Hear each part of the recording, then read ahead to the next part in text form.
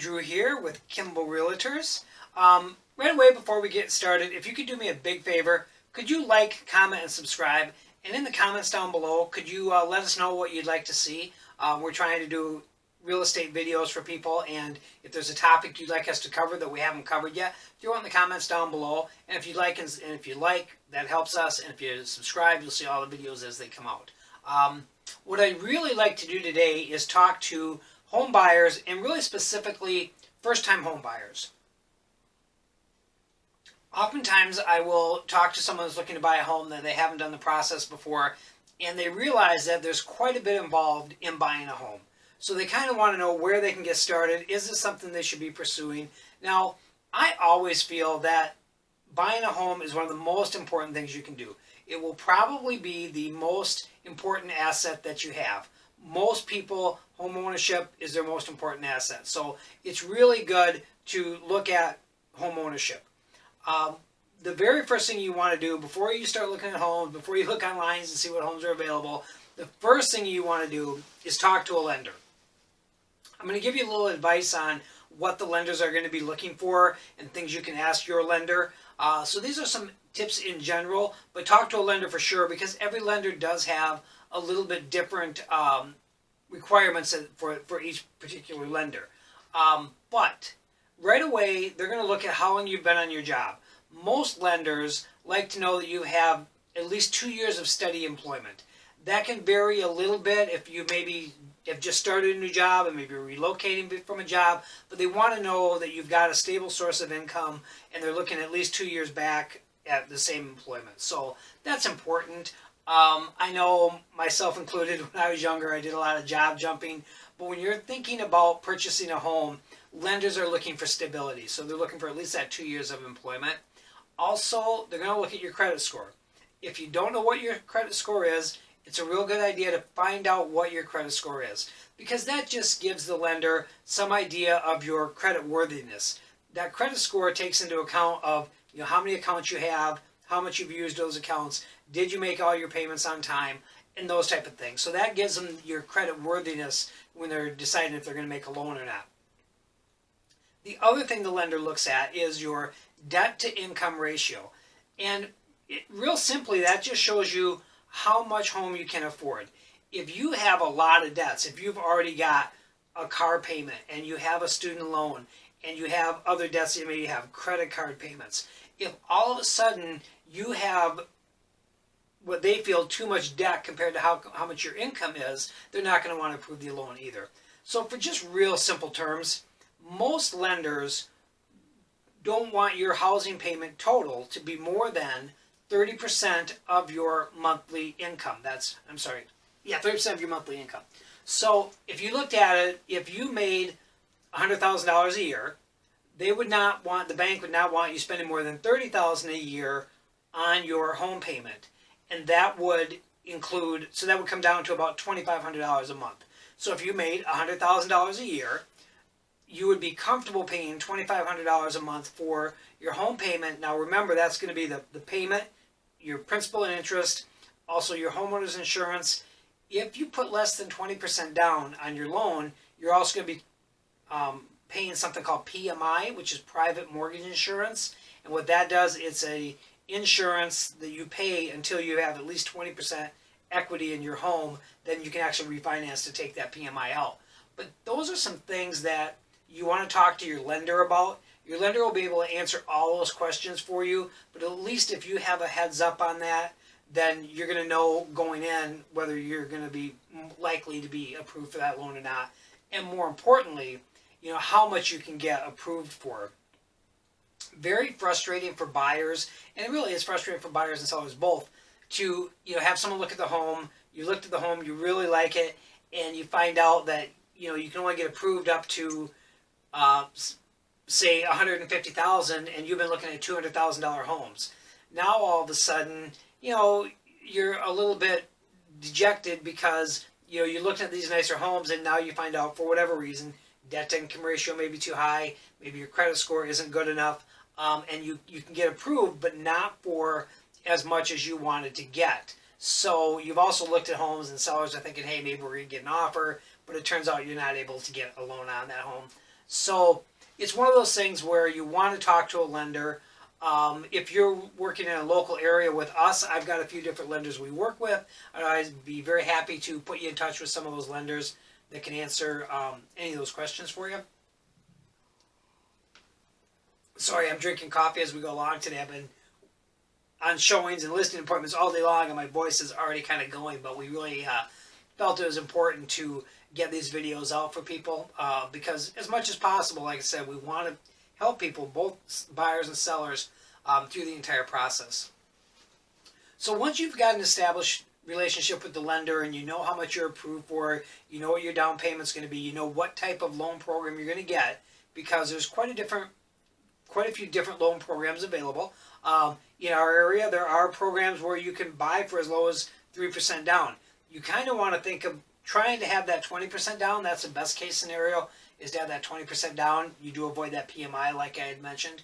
But now, like I said, you've talked to your lender, you know what you can get. The next step then is talk to a realtor. A realtor is going to be able to tell you what is on the market, and also their expertise is going to guide you through that entire home buying process. I always say that there's a lot of moving pieces in the home buying process. So if you've picked out a home that you really like, now you're going to make an offer on that home. But you have to make sure that you're getting, or you're going to be offering a fair price for that home. And that's really going to be dependent on the market. And it can really vary from location to location. It can even vary from neighborhood to neighborhood. The prices, and when I say the market, what determines those is what recent houses have sold for. Those are what we call comps, comparables. And that's going to help determine the price you should pay for that home.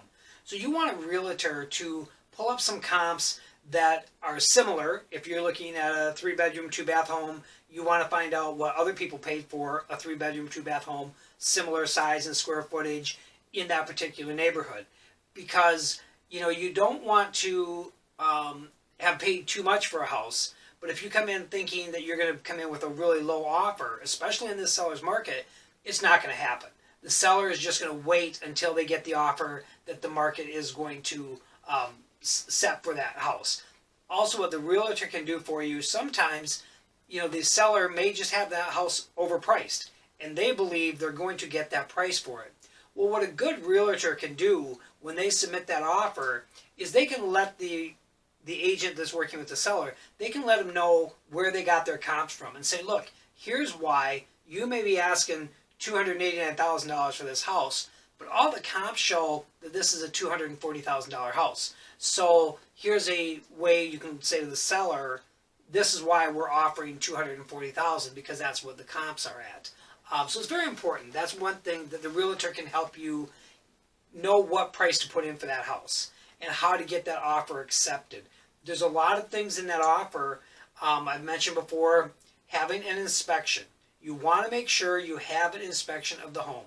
Even in a seller's market, you want to put a inspection contingency in there, because you don't want to find out later on that there was something that was already known about and it could have been repaired before you bought the house, and now you're on the hook for those house repairs because you didn't have an inspection done.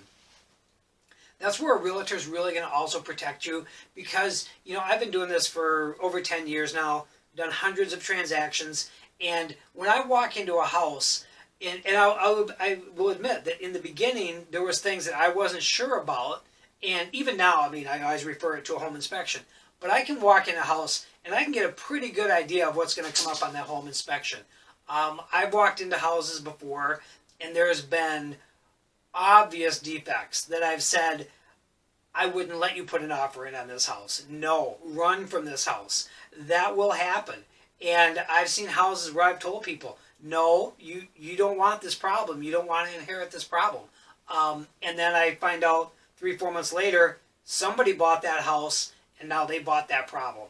So again, you want to have that inspection to protect yourself. If you're working with lending, you're going to have an appraisal contingency. Because like I'd mentioned before, the bank wants to know that they're lending on that's their asset they're protecting as well. So they want to make sure they have an appraiser come in and make sure that that house is worth what they're lending on it. Because like I said, that's their asset as well that they're protecting. So you're going to want that appraisal contingency. You're going to want to have certain deadlines that are going to need to be met. You're going to find out when both you and the seller have an acceptable date for the closing on it. And the closing, you always want to plan everything out, because the seller is probably the day before going to be moving everything of theirs out, and then at closing they're going to have it in broom swept condition. They're going to give you the keys, and you're going to move all your stuff in, and you're going to be in your new home. So I hope this helps you a little bit. So yeah, just kind of to recap, going over all the steps. Number one, talk to a lender. When you talk to a lender, know your credit score. If not, they're going to run your credit, and then they'll tell you, and then you have a right to get that report also. But know your credit score, know your debt to income ratio, so you know how much you can afford. Then when you start looking at a house again, make sure you do that inspection. Have the inspection contingency. Have the appraisal contingency. There is differences. If you're buying a house in a rural area versus in the city, you may have a well and septic inspection that you're not going to have in the city. You will have that out in the country. You also will have a water inspection if it has their own well on the property, because same situation. That water, the seller may have been drinking that water for years and years and years, but come to find out, maybe there is too high of a count of bacteria or nitrates or arsenics in that water. One other one that is becoming a little more prevalent is radon. You also want to have a radon inspection, because radon is a cancer-causing gas. It forms naturally, and if too much of it is forming in the house, then that can be a carcinogen for people. So you want to have that radon test done, and have a radon mitigation system put in before you buy the house. That is something that could be negotiated. A radon mitigation system normally costs around $900 to $1,500, depending on how much is involved in the installation of it. And you could negotiate, or your realtor can negotiate, if they're going to pay for it in advance, give you a credit for it, and then you can have it done at a later date as well. But then we're just some of the moving pieces that are involved in buying a house. So if you've got more questions, one thing, you can go to our website, WisconsinDellsHomesForSale.com. You can find all the latest MLS listings. We do specialize in Wisconsin Dells, Reedsburg, Baraboo areas, but it does everything in the south central Wisconsin area. You can also call me directly if you have questions. Love to try to answer any questions you may have. 608-477-3476. And again, Andrew with Kimball Realtors. Also, like I mentioned in the beginning, if you could like, comment, and subscribe, that really helps us. We'll try to get new content out on Mondays and Wednesdays. Thank you.